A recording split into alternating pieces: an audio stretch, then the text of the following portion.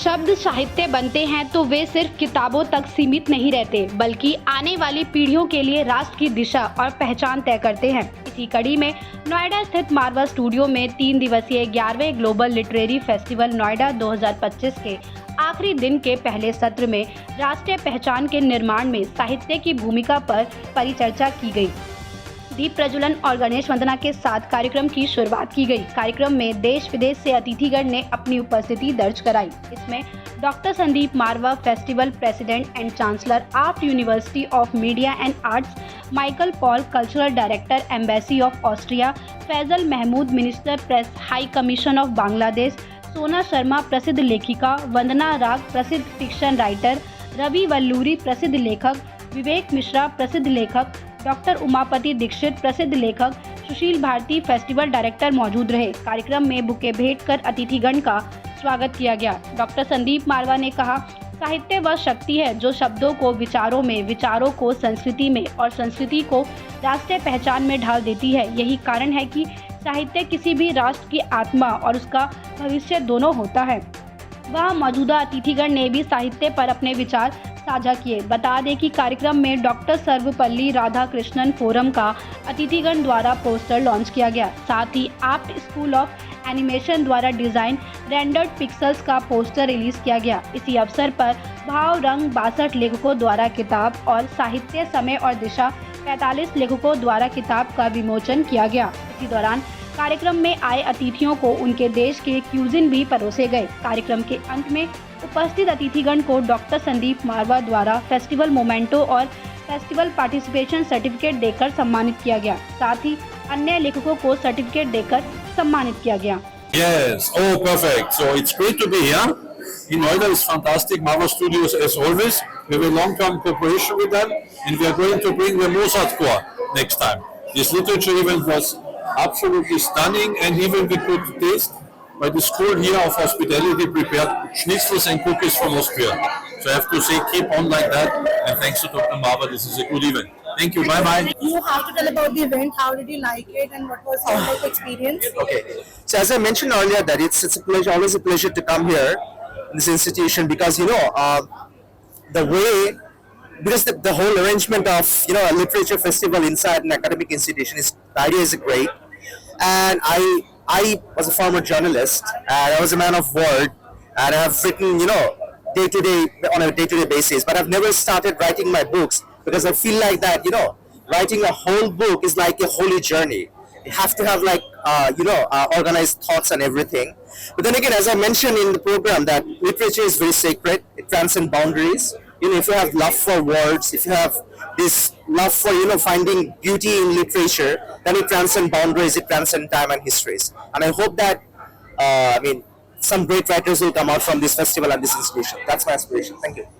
साहित्य किस तरीके से आपकी आइडेंटिटी क्रिएट कर सकता है और आपकी देश की आइडेंटिटी क्रिएट कर सकता है, इस पे एक जबरदस्त अभी सेमिनार खत्म हुआ है और देश भर और दुनिया भर से यहाँ पर लोग मौजूद थे जिन्होंने अपने अपने विचार यहाँ पर प्रकट किए। एक नया उत्साह, नया जोश, एक नई लगन पैदा हुई है और कई कविताओं और कई छंदों को यहाँ पर पढ़ा गया जिससे एक नया जोश पैदा हुआ है। आज पूरे इस 11वें ग्लोबल लिटरेरी फेस्टिवल के तीसरे दिन आज भी पहले की तरह बहुत तांता लगा हुआ है, चारों तरफ खुशी का माहौल है और सबसे बड़ी बात तो ये कि ऐसा लग रहा है जैसे यहाँ पर ज्ञान की गंगा बह रही है।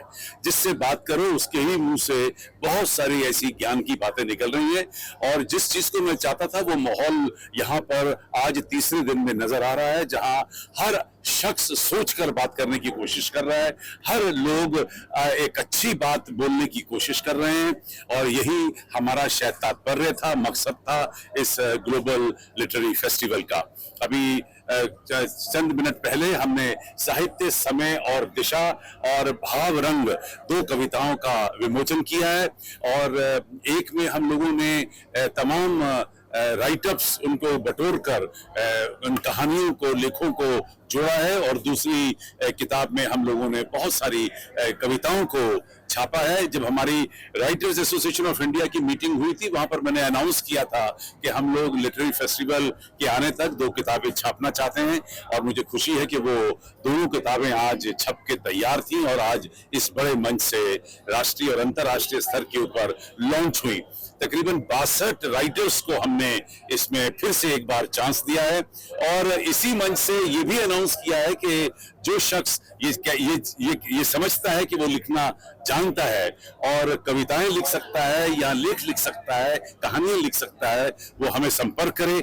हम लोग फिर से 2 किताबें छापने के लिए तैयार हैं, और यही मेरा सबसे बड़ा पर्पस है। आपको बहुत बधाई हो, मारवा स्टूडियो को बधाई हो। ये ग्लोबल लिटरेचर फेस्टिवल जो हुआ है, जैसा कि कहा गया है, ये लिटरेचर का महाकुंभ है। बहुत सारे बड़े बड़े लेखक आए हैं, उन्होंने अपनी बात शेयर की है। मुझे बहुत ही अच्छा लग रहा है इस इवेंट में आके, और मुझे बहुत कुछ सीखने को मिला। यंगस्टर्स जो है बहुत आगे आकर उन्होंने पार्टिसिपेट किया है, बहुत अच्छा वाइब है, एंड मैं चाहती हूँ कि ये और आगे बढ़ता है। सर, ग्लोबल लिटरेरी फेस्टिवल के बारे में क्या आप बताना चाहेंगे? साहित्य क्यों जरूरी हो गया? साहित्य हमेशा जरूरी रहा है, और उसके बिना हम एक अधूरापन है, और ये बहुत अच्छा फेस्टिवल है जहाँ हम सब लोग कनेक्ट हुए हैं। मारवा स्टूडियो के बारे में क्या बताना चाहेंगे? कैसा आपका एक्सपीरियंस रहा? पिछले 2 दिन से हम आ रहे हैं, बहुत बढ़िया रहा है। कल हमारी वाइफ ने पार्टिसिपेट किया था, आज मैंने। बहुत वाइब्रेंसी है, एंड आई एंजॉयड इट। ऐसे उत्सव मैं तो कहता हूँ कि होने चाहिए, और इस उत्सवों से एक चीज बहुत अच्छी हमें समझ में आती है कि जो बार बार कहा जाता है कि साहित्य से युवाओं का संपर्क टूट रहा है। आज की यूथ पढ़ती नहीं है, अपने कल्चर को नहीं समझती है, लेकिन जब ऐसे फेस्टिवल होते हैं और मैं युवाओं का उत्साह देखता हूँ तो मुझे लगता है कि नहीं, ये गलत बात है। लोग आते भी हैं, पढ़ते भी हैं, सुनते भी हैं, तो ऐसे फेस्टिवल्स अच्छे लगते हैं। मैं कई बार इसमें हिस्सा बन चुका हूँ, 3री या 4थी बार शायद मैं आ रहा हूँ, और हर बार ये लगता है कि ये परंपरा मारवा स्टूडियो में